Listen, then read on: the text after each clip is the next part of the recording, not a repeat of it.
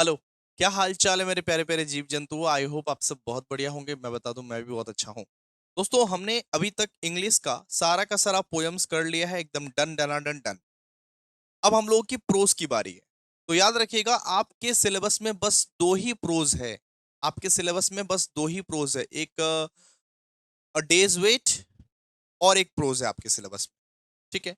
और एक institution and genius बोल के चैप्टर है, वो आपके सिलेबस में नहीं है, वो पहले सिलेबस में हुआ करता था। ठीक है। बच्चे लोग पूछ रहे हैं बार बार कि इंस्टीट्यूशन एंड जीनियस हमारे सिलेबस में नहीं है। नहीं है बाबू, नहीं है। ठीक है। तो आप लोग प्लीज लाइक करो, कमेंट करो, शेयर करो, बिकॉज आज बहुत ही इंटरेस्टिंग, बहुत ही अच्छी कहानी पढ़ाने वाला हूं। मजा आ जाएगा ये कहानी पढ़ के, एकदम हंसते रहोगे कहानी पढ़ के। ठीक है दोस्तों, ये कहानी का नाम है अ डेज वेट, जिसको लिखा गया है अर्नेस्ट हेमिंग्वे के द्वारा। इसके रचयिता है अर्नेस्ट हेमिंग्वे इस कहानी के। ठीक है। मैं इस कहानी का कैरेक्टर के बारे में बताना चाहूंगा। डेज वेट की स्टोरी में दो कैरेक्टर है। एक तो फादर का कैरेक्टर है, फादर, और एक उसका छोटा सा सन का कैरेक्टर है। ठीक है। मेन रोल यहाँ पे सन निभा रहा है। मतलब एक 9 साल के बच्चे की कहानी है, जिसको बुखार हो गई है, और वो समझ रहा है कि मुझे बुखार हो गई है, मैं मर जाने वाला हूं। है ना। ये कहानी है एक फादर की, एक सन की, जहां पे एक 9 साल के लड़के को, एक छोटे से बच्चे को गलत फहमी हो जाता है कि मुझे आज बुखार हो गया है, मैं मर जाने ही वाला हूं, मेरी आज आखिरी दिन है। इसी के लिए उसका जो सारा का सारा बचपना होता है, वो सब चला जाता है, और वो मैच्योर की तरह बिहेव करने लगता है। I am a strong boy, वैसा टाइप का बिहेव करने लगता है कि मुझे आप लोगों की जरूरत नहीं है, मैं बहुत ज्यादा स्ट्रांग हूं, बिकॉज मैं तो मरने ही वाला हूं, मैं कितना दिन तक जिंदा रहूंगा। मैं क्या बोला, ये स्टोरी जो है एक फादर की, एक सन की है। और सन जो है वो 9 साल का है, बस मात्र 9 साल का है। अब इस 9 साल के बच्चे के मन में एक भ्रम आ जाता है कि मेरे को बुखार आ गई है, आज मैं मर जाने वाला हूं, आज मैं मर जाने वाला हूं। तो इसीलिए वो बहुत स्ट्रांग मैच्योर बिहेव करने लगता है नॉर्मली। ठीक है। अब ये स्टोरी एकदम लाइन टू लाइन आप घर में पढ़ते रहिएगा नॉर्मली, लेकिन मैं आप लोगों को डिटेल्ड समरी पढ़ा देने वाला हूँ, हर एक मेन पॉइंट्स पढ़ा देने वाला हूँ, और जल्दी खत्म करेंगे ये चैप्टर को खूबसूरत तरीके से, कि कोई भी पॉइंट भी ना छूटे, और जल्दी जल्दी भी हो जाए, ताकि आप लोगों का एकदम टाइम वेस्ट ना हो। ठीक है। कि मैं लाइन बाय लाइन पढ़ता रहूं, ये वो बहुत टाइम वेस्ट होगा फिर। आराम से मैं समरी से आप लोगों को पूरा कंप्लीट करा दे रहा हूं, एक भी पॉइंट नहीं छूटेगा भाई, एक भी पॉइंट नहीं छूटेगा। हम सब बता देंगे आप लोग। बस आप ये बात याद रखिए कि 9 साल के बच्चे की कहानी है और उसके फादर की कहानी है। एक 9 साल के बच्चा और उसका फादर का कहानी है। ठीक है। आइए इसको रीड कीजिए। सबसे पहला लाइन में दिया हुआ है, the story is narrated by the father. ये स्टोरी को नरेट किसने किया है? उसका पप्पा। उस छोटा सा बच्चा जो है, 9 साल का जो छोटा सा बच्चा है, उसका पप्पा ने नरेट किया है। The story is narrated by a father who tells us about a day when his young sons Schatz fell ill with a fever. मतलब ये कहानी की शुरुआत वहीं से होती है जहां वो छोटा सा जो 9 साल का बच्चा है, उसका नाम है स्टार्च। स्टार्च को जब बुखार हो जाता है, वहीं से ये कहानी स्टार्ट होती है। 9 साल के जो बच्चा है स्टार्च, उसको जब बुखार हो जाता है, वहीं से ये कहानी स्टार्ट हो जाता है। And the setting is quite and domestic. It takes place mostly in their home. The he calls doctor to check on the boy. उसका पापा को बड़ा टेंशन हो गया कि मेरे बेटे को तबीयत खराब है, उस छोटे से बच्चे को तबीयत खराब है। तो डॉक्टर बुलाया। अब पापा लोग क्या करते हैं, पापा लोग डॉक्टर डॉक्टर को बुलाते हैं। तो डॉक्टर को बुलाया, लो मेरा अरे मेरे एक बार ये मेरे बेटे को चेक कीजिए। ठीक है। So the doctor examine starch and says the temperature is 102 degree Fahrenheit. वो डॉक्टर आए, वो डॉक्टर सारा का सारा चेक किए, स्टार्च को चेक किए। वो छोटा सा लड़का का नाम था स्टार्च, उसको वो चेक किए, और वो बोले कि बुखार अभी 102 डिग्री फ़ारेनहाइट है। 102 डिग्री फ़ारेनहाइट, ये वर्ड पे फोकस कीजिए। और वो डॉक्टर कुछ मेडिसिन दिए और बोले ठीक हो जाएगा, चिंता मत करो, बच्चे को थोड़ा सा बुखार है, 102 डिग्री फ़ारेनहाइट है, हम मेडिसिन दे रहे हैं, हम मेडिसिन लिख रहे हैं, ठीक हो जाएगा। वो पापा को बोल के चले गए। He prescribed some medicine and tells the father there is nothing to worry about, it's just the flu. ये जस्ट एक वायरल फीवर है, एक जस्ट फ्लू है, वो ठीक हो जाएगा जल्दी, आप टेंशन मत लीजिए, आपका बेटा ठीक हो जाएगा। आपका जो 9 साल का जो स्टार्च बेटा है, वो ठीक हो जाएगा।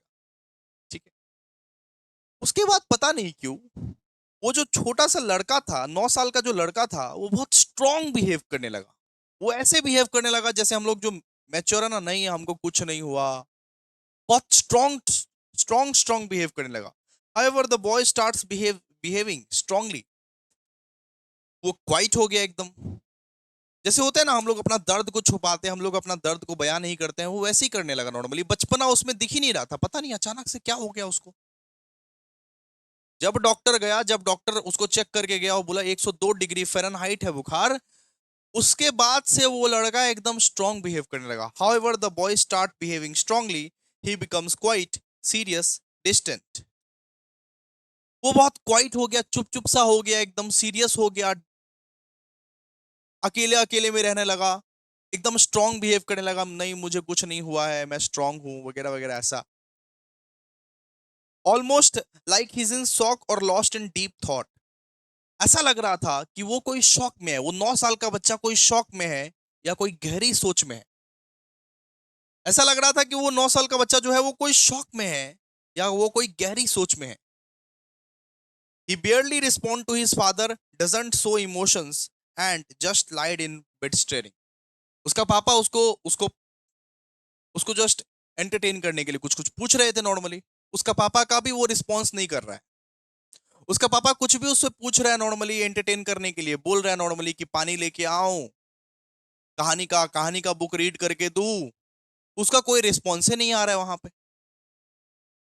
बहुत मुश्किल से हाँ ना में जवाब दे रहा है, खाली खाली अपना पापा जो भी पूछ रहा है उसका पापा हाँ ना में जवाब दे रहा है। He barely responds to his father and doesn't show emotion, emotion show नहीं कर रहा है वो कोई। बहुत सीरियस टाइप का बच्चा हो गया वो।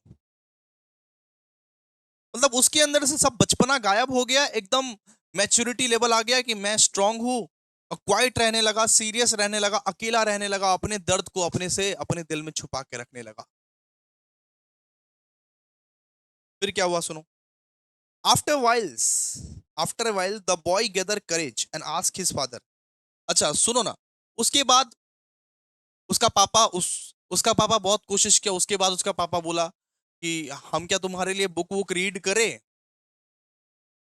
तो वो माना भी। तो पापा यहाँ बुक रीड कर रहा था, उसको कोई फर्क नहीं पड़ रहा था नॉर्मली, उसके लिए बुक वुक रीड कर रहा था, कोई फर्क नहीं पड़ रहा था नॉर्मल। उसके बाद स्टार्ट जो था, वो जो लड़का था 9 साल का लड़का, वो बोला पापा आप चले क्यों नहीं जाते अभी, आप मेरे लिए परेशान मत होइए। वो स्टार्ट जो था वो बोला कि पापा अभी आप ये घर से चली जाइए, कहीं घूम घूम के आइए, आप मेरे लिए परेशान वरसान मत होइए। तो इसके बाद उसका पापा जो था वो बाहर चला गया। ठीक है कोई दिक्कत नहीं, इसको आराम करने देते हैं। अब बाहर बाहर गया तो दो ठो बर्ड को शूट करके लेके आ गया। ठीक है, मतलब बर्ड को, उसका जो पापा था ना, वो बर्ड को शूट करके लेके आ गया। गोली वोली मार के एकदम बर्ड वर्ड को लेके आ गया, बर्ड पक्षी। ठीक है।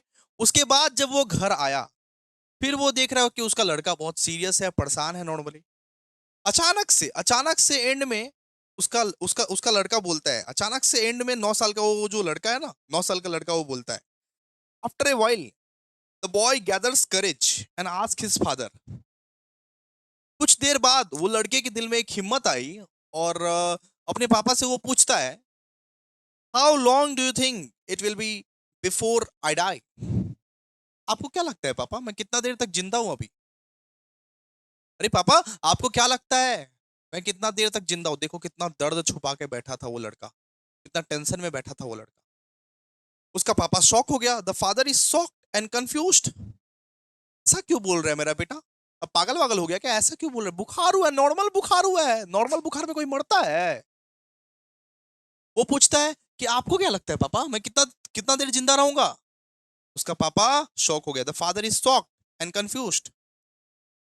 ही tells the boys that he is not going to die. वो समझाया, वो पापा ने समझाया अपने बेटे को, अरे बेटा तू नहीं मरने वाला है, ये जस्ट सिंपल सा बुखार है। He only has a mild fever, simple सा बुखार है भाई, तू मरेगा क्यों। ऐसा गंदी गंदी बातें अपने दिमाग में नहीं सोचते हैं। कुछ नहीं, कुछ कुछ नहीं होने वाला है तुम्हारा। डॉक्टर साहब आए ना, मेडिसिन वेडिसिन दिए हैं, बस हल्का सा बुखार है। But then the boy explains that he was in school in France. He learned that if someone's temperature goes above 44 degrees Celsius, then they die. वो फिर बताया, वो फिर अपना पापा को बताया, सुनो ना पापा, जब हम लोग फ्रांस में थे तो फ्रांस की स्कूल की टीचर बोला करती थी, फ्रांस के स्कूल की टीचर बोला करती थी कि किसी का भी बुखार अगर 44 डिग्री सेल्सियस के ऊपर चला गया वो मर जाएगा। मेरा तो 102 डिग्री सेल्सियस है पापा। ठीक है, फ्रांस की स्कूल में मेरे को टीचर बोला करती थी किसी का भी अगर बुखार 44 डिग्री सेल्सियस से ऊपर चला जाएगा वो मर जाएगा। मेरा तो पापा 102 डिग्री सेल्सियस है। Since the doctor said that the fever was 102 degree, the boy thought he was already dying. तो वो लड़का को लगा कि मेरे को फ्रांस में सिखाया था कि किसी का बुखार अगर 44 डिग्री सेल्सियस अगर रहा मर जाएगा, लेकिन यहाँ डॉक्टर तो बोल के गए हैं 102 डिग्री है मेरा, तो मैं तो मर ही जाऊंगा, श्योर शॉट मरूंगा, मैं आज ही मरूंगा। लेकिन वो ये रियलाइज नहीं किया कि डॉक्टर ने 102 डिग्री फ़ारेनहाइट बोला ना कि सेल्सियस। अब अब सेल्सियस और फ़ारेनहाइट अलग अलग होता है भाई। ठीक है, वो बॉय की बेवकूफी देखो भाई, वो ये रियलाइज नहीं किया कि डॉक्टर ने बोला था 102 डिग्री फ़ारेनहाइट, वो अलग मेजरिंग पॉइंट है, रॉड है, और सेल्सियस अलग है। तो यहाँ पे वही लिखा हुआ है कि what he didn't realise was the doctor used Fahrenheit. वो डॉक्टर सेल्सियस यूज नहीं किया था, फ़ारेनहाइट यूज किया था। अगर 102 डिग्री फ़ारेनहाइट को कन्वर्ट किया जाए तो बस वो 38.9 डिग्री सेल्सियस है, जो कि माइल्ड फीवर है, माइल्ड फीवर, हल्का फुल्का फीवर है, बच जाएगा वो, बच जाएगा। फ्रांस में हम लोग सेल्सियस यूज करते हैं, फ्रांस में सेल्सियस यूज करते हैं, और वो जहां था अभी, जहां था वहां पे फ़ारेनहाइट यूज हुआ था। ठीक है, अगर 102 डिग्री फ़ारेनहाइट को कन्वर्ट किया जाए सेल्सियस में तो वो बस 38.9 डिग्री सेल्सियस होता, जो कि एक बहुत माइल्ड फीवर है। तो सीधी सी बात है कि बच्चे को कंफ्यूजन हो गया था, वो डॉक्टर जो था वो मेजर किया था फ़ारेनहाइट के हिसाब से, 102 डिग्री फ़ारेनहाइट, वो उसको सेल्सियस समझ लिया था, क्योंकि उसकी फ्रांस वाले जो टीचर थी वो जस्ट ऐसे करके बोली थी 44 डिग्री के बाहर किसी का अगर बुखार रहा मर जाएगा वो। ठीक है, तो the boy had spent the whole day thinking he was going to die. तो वो जो लड़का था वो पूरा पूरा दिन वेस्ट किया कि मरने वाला हूँ, मरने वाला हूँ, मरने वाला हूँ। पूरा पूरा दिन खाली वेट करता रहा, टेंशन में रहा, मैच्योर की तरह बिहेव करता रहा, सीरियस रहा, अपने पापा लोग से बात नहीं करता रहा, बचपना खो गया उसका।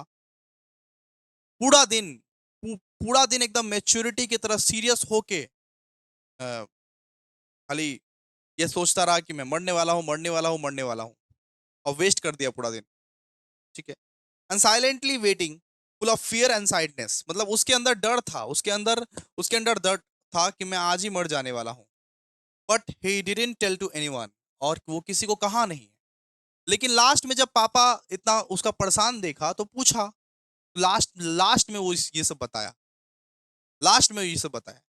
तो this is why the story is called a day's wait. इसीलिए वो लड़का पूरा पूरा दिन का वेट कर रहा था, मैं कब मरूंगा, कब मरूंगा, कितना घंटा में मरूंगा normally. He waited for the entire day thinking it was his last. उसको ये लग रहा था कि आज मेरा आखिरी वाला दिन है, कुछ घंटे ही मैं हूं बस इस दुनिया में, इस धरती पे। लास्ट में देखिए, लास्ट में क्या हुआ। Once the father explain the difference between Fahrenheit and Celsius, जब उसका पप्पा ने फ़ारेनहाइट और सेल्सियस का डिफरेंस बता दिया, वो जो स्टार्च था वो रिलैक्स हो गया, एकदम रिलैक्स, ओह आहा, मन को शांति मिली भाई। जब उसका पापा जब उसका पापा उसका डिफरेंस डिफरेंस उसको बताया कि सेल्सियस अलग होता है बेटा, फ़ारेनहाइट अलग होता है, फिर जाके स्टार्च रिलैक्स हो गया, वरना तो बाप रे बाप, बच्चों का मन।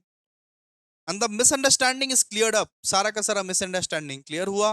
But the next day the boy is emotionally सेकन, और नेक्स्ट डे से ये देखा गया वो जो स्टार्च, जो मैच्योर बिहेव कर रहा था, जो स्ट्रांग बिहेव कर रहा था, नेक्स्ट डे से ये देखा गया कि वो अभी वापस वो बचपने वाला मूड में चला गया। हर छोटी छोटी बात पे रोता है, हर छोटी छोटी बात पे हंसता है, हर छोटी छोटी बातों को बताता है, मम्मी मेरे को ये हो गया, वो हो गया। अब वो वापस नॉर्मल हो गया पहले की तरह, जैसे एक बच्चे को रहना चाहिए बचपना में, वैसे ही नॉर्मल रहने लगा वो।